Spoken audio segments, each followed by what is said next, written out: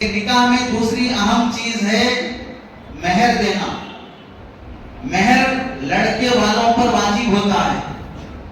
مہر کے بغیر نکاح ہو جاتا ہے لیکن مہر معاف کبھی بھی نہیں ہوتا. مہر کا ذکر کرو نہ کرو بہر صورت مہر دینا پڑتا ہے. مہر کسی بھی شکل میں ہو سکتا ہے. پیسے دو, گولڈ دو, فلیٹ دو, کوئی اور مکان دو. مہر میں جو چیز انسان دینا چاہے دے سکتا ہے. مہر عورت کی شان ہے. جس عورت کی سماج میں جتنی عزت ہوتی ہے اسے مہر اتنا ہی دیا جاتا ہے. ہمارے سماج میں مہر میں افراط تفریط ہے. کہیں مہر بہت کم رکھا جاتا ہے, کہیں مہر بہت زیادہ رکھا جاتا ہے. شمالی علاقوں میں غالباً ہم نے دیکھا 2 لاکھ روپے مہر, 3 لاکھ روپے مہر باندھا جاتا ہے. دینا نہ اس کو ہے نہ اس کے والد محترم کو ہے. دینا ہی نہیں ہے. نکاح میں بس بول دو 1.5 لاکھ روپے مہر, 4 لاکھ روپے مہر, دینا کس کو ہے. اور 5 علاقوں میں ہے 2,500 روپے مہر, 2,000 روپے مہر, 5,000 روپے مہر, 2,200 روپے مہر. ایسا مہر مانتے ہیں. بہت ہی گھٹیا طریقہ ہے مہر کم کرنا. مہر بڑھا کر نہ دینا یہ بھی گھٹیا طریقہ ہے. آپ دیکھیں مہر کے سلسلے میں اللہ کے نبی علیہ السلام نے اپنی بیٹی کا جو مہر رکھا وہ 12 اوقیہ چاندی, ہمارے زمانے کے حساب سے 1550 گرام چاندی, 1550 گرام چاندی یعنی 1.5 تولہ, 1.5 کلو 50 گرام چاندی. 1.5 کلو چاندی کا ریٹ کتنا ہے مارکیٹ میں؟ 80-90 ہزار روپے تو ہوگا. اللہ کے نبی علیہ السلام نے 1400 سال پہلے اپنی بیٹی کا مہر رکھا 1.5 کلو چاندی. تمام ازواج مطہرات کا اللہ کے نبی نے مہر رکھا 1.5 کلو چاندی. صرف ام حبیبہ رضی اللہ تعالیٰ عنہا کا مہر تھا 4,000 درہم. 4,000 درہم یوں سمجھ لیجئے 10-12 کلو چاندی. صرف ان کا ایک مہر زیادہ تھا کیونکہ وہ مہر اللہ کے نبی نے نہیں دیا تھا, وہ مہر نجاشی بادشاہ نے اپنی طرف سے دیا تھا. تو وہ ایک مہر زیادہ تھا بس. باقی تمام بیویوں کا اور بیٹیوں کا مہر اللہ کے نبی نے 1.5 کلو چاندی رکھا تھا. بعض علاقوں میں مہر کے نام پر بولتے ہیں مہر فاطمی دے دو. مہر فاطمی کتنا ہے صاحب؟ 1.5 کلو چاندی ہے. دیتے کتنا ہے؟ 5,000 رکھ کے مہر فاطمی, 11,000 روپے مہر مانگ کے مہر فاطمی. مہر فاطمی 1.5 کلو چاندی ہوتا ہے. اور یہ بھی سمجھ لو 1.5 کلو چاندی زیادہ نہیں ہے شریعت کی نظر میں. اگر وہ زیادہ ہوتا تو اللہ کے نبی علیہ السلام اتنا مہر نہ باندھتے. جس سے امت کو مہر ادا کرنا مشکل ہو جائے اتنا مہر اللہ کے نبی علیہ السلام نہیں باندھتے. اور حضرت عمر رضی اللہ تعالیٰ عنہ نے اپنے زمانے میں بیان فرمایا کہ عورتیں زیادہ مہر کا مطالبہ نہ کریں. زیادہ مہر اگر مانگیں گی تو پھر ان کا ایکسٹرا جو بھی مہر کا پیسہ مانگ رہی ہیں وہ لے کر میں بیت المال میں داخل کرا دوں گا. تو ایک لمبی چپٹی ناک والی عورت کھڑے ہو کر کہنے لگی عمر امیر المومنین آپ کو اس میں مہر کی زیادتی میں روکنے کا حق آپ کو حاصل نہیں ہے. کیوں نہیں ہے؟ قرآن مجید میں اللہ تعالیٰ فرماتے ہیں وَإِنْ آتَيْتُمُوهُنَّ قِنْطَارًا فَلَا تَأْخُذُوا مِنْهُ شَيْئًا. اگر تم اپنی بیویوں کو ڈھیر بھر کر بھی سونا چاندی دیے ہو پھر بھی واپس مت لو. اس میں اللہ بول رہے ہیں کہ ڈھیر بھر کر ہم مہر دے سکتے ہیں تو آپ مہر زیادہ مت مانگو, کیوں بول رہے ہو؟ حضرت عمر رضی اللہ عنہ نے فرمایا عورت نے صحیح کہا, مجھ سے غلطی ہوئی. اس سے کیا معلوم ہوا؟ جو مہر اللہ کے نبی علیہ السلام نے اپنی بیویوں اور بیٹیوں کو دیا ہے وہ زیادہ مہر نہیں ہے. تو مطلب کیا ہوا؟ 70-80 ہزار روپے مہر باندھنا بھاری مہر نہیں ہے, مناسب مہر. ہم چونکہ جس حکومت کے تحت میں جیتے ہیں وہ حکومت یہ بولتی ہے کہ اگر سالانہ 1 لاکھ روپے سے کم کی انکم آپ کی ہے تو آپ غریب ہیں. تو ہم غریب حکومت کے تحت میں جی رہے ہیں, اس واسطے ہم کو 80,000 روپے مہر بھاری لگیں گے. لیکن اگر ہم مالدار حکومت کے نیچے جیتے تو پھر 80,000 روپے مہر بھاری نہیں لگتے. ہاں 80,000 روپے اگر ہم کو بھاری نہیں لگنا ہے تو جوڑا جہیز جو لاکھوں میں لیا ہے اس سے کمپیر کر لیں. 10 لاکھ روپے جوڑا جہیز میں لیا ہے نا, اس کے مقابلے میں 80,000 روپے کوئی بڑی حیثیت نہیں ہوتی ہے. جوڑا مہر باندھتے وقت قاضی صاحب کی کتاب میں دیکھیں مہر کتنا ہے بتائیں گے, مائک میں بولیں گے, لیکن جوڑا جہیز کتنا لیا ہے وہ نہیں بولیں گے.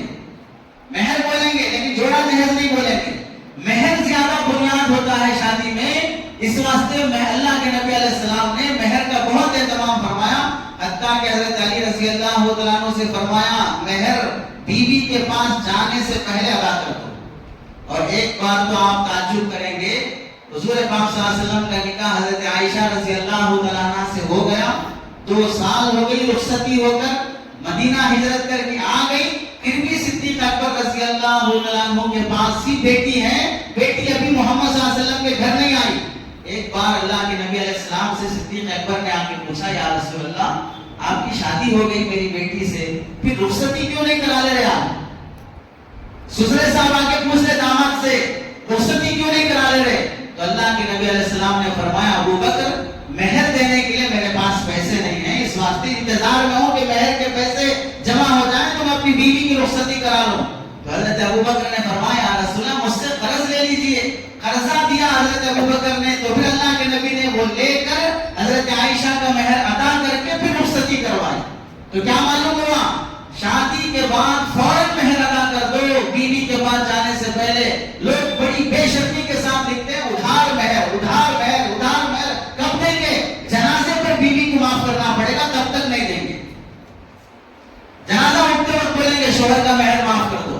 اور سن لیں اللہ کے نبی علیہ السلام نے فرمایا، جو آدمی اپنی بیوی کا مہر دیتا نہیں ہے اور زندگی گزر جاتی ہے، کل قیامت کے دن اللہ ایسے شوہروں کو زانیوں کی صف میں کھڑا کرے گا۔ اور یہ حدیث پاک اللہ کے نبی علیہ السلام کی ہے۔ کتنے لوگ ہیں 40 سال کے بعد آ کے پوچھ رہے ہیں ہمارا مہر ہم اب تک نہیں دیے، کیوں نہیں دیے؟ اللہ کے بندوں، مہر ادھار ہو سکتا، نکاح کی دعوت ادھار نہیں ہو سکتی، وہ نقد ہونا، وہ ٹائم پہ کھا لینا۔ مہر ادھار ہو سکتا، جوڑا جہیز کے پیسے ادھار نہیں ہو سکتے، وہ پورے ابھی دے دینا۔ مہر ادھار ہو سکتا، دولہے کو دی جانے والی بائک ابھی ہونا، اس کی چابی وہ ادھار نہیں ہو سکتی۔ مہر ادھار ہو سکتا ہے، لیکن جہیز کے سامان میں سے ایک پتیلی بھی کم نہیں ہونا، وہ سب نقد ہونا، لیکن مہر ادھار ہو سکتا ہے۔ ہم جو لوٹنا ہے وہ سارا نقد لوٹ لیں گے، جو دینا ہے وہ سب ادھار پہ ڈال دیں گے۔ اور یاد رکھیں، مہر عورت کو دے کر لے کے آنا یہ عورت کی شان ہے، مرد کی بھی شان ہے۔ اگر مہر مرد دیے بغیر عورت سے پیسے لے کے آ رہا ہے تو اس میں مرد کی انسلٹ ہے۔ آپ سمجھیں، جوڑا جہیز لڑکی والے لڑکے والوں کو دیتے، ادھر سے پیسے ادھر آئے۔ مہر لڑکے والے لڑکی والوں کو دیتے، پیسہ اگر مرد خرچ کر کے لڑکی کو لے کے آتا ہے تو اس بات کی علامت ہے کہ لڑکیاں مارکیٹ میں بھگٹ میں نہیں ملتی ہیں۔ جو مرغوب ہے، جو محبوب ہے، اسے پیسہ خرچ کر کے لانا پڑتا ہے۔ فری میں ملنے والی چیز نہیں ہے عورت، پیسہ خرچ کرو اس پر، اور کتنا خرچ کرو؟ جتنا اللہ کے نبی علیہ السلام نے اپنی بیٹی اور بیویوں پہ خرچ کیا۔ اور اگر بیوی شوہر کو پیسے دے کر گھر آ رہی ہے تو آپ بتائیے، پیسہ دینے والا عزت دار ہوتا ہے یا پیسہ لینے والا عزت دار ہوتا ہے؟ آپ دکان پر جا کر کوئی چیز خریدیں گے تو آپ دکاندار پر احسان کر رہے ہیں یا دکاندار آپ پر احسان کر رہا ہے کہ آپ کو ضرورت کی چیز دے رہا ہے؟ دکاندار احسان کر رہا ہے کہ آپ کو ضرورت کی چیز دے رہا ہے۔ تو پیسہ جو خرچ کرے گا وہ عزت میں رہے گا۔ اگر لڑکی والے جوڑا جہیز کے نام پہ لڑکے پہ کرتے ہیں تو پھر لڑکی والے عزت دار ہیں، لڑکے والے نہیں ہیں۔ اور جب بغیر جوڑا جہیز کے شادی ہو کے آتی ہے، لڑکی اور اس کے ماں باپ سمجھتے ہیں ایک پیسے کے مطالبے کے بغیر ہماری بچی کا نکاح ہوا ہے۔ بچی کو بھی تاکید رہتی ہے کہ اپنے شوہر کی ماں باپ کی عزت کرو، ان کی قدر کرو، ہمارا بوجھ ہلکا ہوا، انہوں نے تمہیں سہارا دیا، ان کی خدمت کرو۔ لڑکی کی بھی فیلنگ یہ ہوتی ہے کہ میں ایک ماں کے پاس سے دوسری ماں کے پاس آئی ہوں، ایک باپ کے پاس سے دوسرے باپ کے پاس آئی ہوں، اور دل لگا کر خدمت کرے گی۔ اور جب لڑکی دیکھتی ہے کہ میرے باپ کا پسینہ خون چوس کر گھر کا جہیز جمع کیا ہے اور میرا گھر بیچ کر، میرے باپ کا گھر بیچ کر یہاں گھر میں جہیز کا سامان آیا ہے، تو پھر وہ گھر کے سامان کو ہاتھ بھی لگانے نہیں دے گی۔ تمہارے باپ کا ہے، میرے باپ کا ہے، اس واسطے گھر کا کوئی آدمی استعمال نہیں کر سکتا۔ لڑکی پر خرچ کرنا۔ اور مہر میں یاد رکھیں، مہر یہ اللہ کے نبی علیہ السلام نے اور اللہ کے نبی علیہ السلام کی بیویوں کو جو دیا گیا ہے، اس میں بڑی حکمت کیا ہے؟ اللہ نہ کرے، 100 بار اللہ نہ کرے، شادی ہونے کے بعد میاں بیوی बेडरूम में अलग हो गए, खलवत हो गई, खुदा न करे 100 बार किसी वजह से शोहर का इंतकाल हो गया, खलवते सहीहा होने के बाद शोहर का इंतकाल हो गया, बीवी 4 महीने 10 दिन तक इद्दत गुजारना। 4 महीने 10 दिन का खर्चा कौन देगा? मरा हुआ मय्यत थोड़ी देगा। वो मेहर जो उसे मिल रहा है उस मेहर में 4 महीने 10 दिन गुजारना। 4 महीने 10 दिन 10,000 में गुजारेगी औरत। तुम्हारे गम में 4 महीने 10 दिन जो बैठेगी वो 10,000 में बैठेगी। हिकमतें हमने शरीयत की समझी नहीं है। बिलफर्ज अगर खलवते सहिया होने के बाद या एक रात मियां बीवी गुजारने के बाद दूसरे दिन लड़के का खुदा न करे एक्सीडेंट हो गया या खुला तलाक हो गया, तो 3 महीने लड़की को इद्दत गुजारना है। 3 महीने का खर्च कौन देगा? उसके मेहर से वो खर्च करेगी। और अगर इद्दत के खर्चे को शोहर अदा भी करेगा, इद्दत के बाद लड़की दूसरा रिश्ता देखने तक का जो खर्चा है ये तुम्हारे मेहर के पैसे से खर्च करेगी। इसी वास्ते हमारे बुजुर्गों में ये बात थी। पड़ोस मुल्क के बुजुर्ग हजरत मौलाना पीर जुल्फकार साहब दामत बरकातुहुम, उनके निकाह के मुतालिक हमने हजरत के खास शेख से खलीफा से सुना।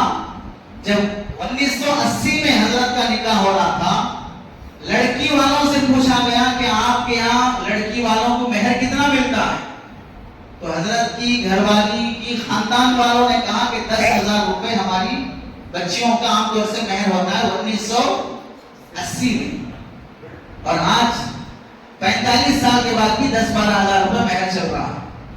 तो हजरत ने कहा वो 10,000 रुपए जो लिखकर भिजा गया था, सामने एक जीरो बढ़ा दिया, 1 लाख रुपए मेहर। तो लड़की ने यानी लड़की की वालिदा हजरत पीर जुल्फकार साहब दामत बरकातुहुम की सासू मां ने कहा, बेटा शायद तुमने ज्यादा मेहर लगा दिया। तो हजरत पीर साहब ने फरमाया, मैंने जो मेहर मुतय्यन किया है लड़की की शान के हिसाब से किया है, और मुझे लग रहा है कि मैंने कम मेहर दिया है। अल्लाह जिंदगी देगा, मेहर के नाम पर और देते ही रहूंगा, मेहर के नाम पर और देते ही रहूंगा। लड़की को मेहर का पैसा मिलना ये उसके लिए शान और इज्जत की बात होती है। और हमारे समाज में बाज लोग वो हैं, लड़की का मेहर निकाह में लड़की के बाप को चाचा को देते, कभी कभार तो लड़की का मेहर दावत में ही खर्च हो जाता, कभी कभार वो लड़की का मेहर ऐसी हदिया तोहफों में चले जाता। वो लड़की का मेहर उसी को अदा होना चाहिए। तो मेरे बुजुर्गों, अल्लाह के नबी अलैहिस्सलाम ने फरमाया निकाह को मस्जिदों में करो। मस्जिद में निकाह होना, जुमा के दिन होना, असर का वक्त होना, ये हम सब लोगों के लिए भी बहुत अच्छी बात है। और खुशी की बात यह है कि जिनका निकाह हो रहा है इल्मी घराने से ताल्लुक रखते हैं, आलिम हाफिज घराने से ताल्लुक रखते हैं, दीनदार घराना। और आप हजरात ने भी सुना कि इस निकाह में कोई दावत का रस्म नहीं रखा गया है। इस जमाने में सादगी से निकाह करना बहुत बड़ा मुजाहदा और होना भी चाहिए। कौम के अंदर तब्दीली लाने के लिए आखिरी बात के सुन लें, 2 लोगों की बुनियादी जिम्मेदारी होती है। एक है मालदार लोग। मालदार लोगों की जिम्मेदारी है कि वो निकाह को सादे करें। गरीब आदमी निकाह को सादा करेगा तो भी लोग कहेंगे है कि उसके पास, तो सादा नहीं करेगा तो क्या करेगा फिर? तो गरीब आदमी के सादे निकाह का कोई लोग वैल्यू नहीं रखते हैं। मालदारों की जिम्मेदारी होती है कि वो निकाह को सादा सीधा करके दिखाएं। और दूसरी जिम्मेदारी होती है दीनदारों की और उलमा की कि वो मालदारों के निकाह में हरगिज न जाए, फंक्शन हालों में होने वाले निकाहों में हरगिज न जाएं। जाने से लोग ये समझते हैं कि भाई मालदार घराने वाले जैसे निकाह कर रहे हैं सब दुरुस्त है, तभी उलमा भी जा रहे हैं वहां पर, तभी उलमा भी खा रहे हैं जाके वहां पर। तो उलमा की शिरकत को लोग दलील बना लेंगे। इस वास्ते इन 2 तबकों की बुनियादी जिम्मेदारी होती है कि वो निकाह की रसूमात को समाज से खत्म करने के लिए सादे निकाह को रिवाज दें।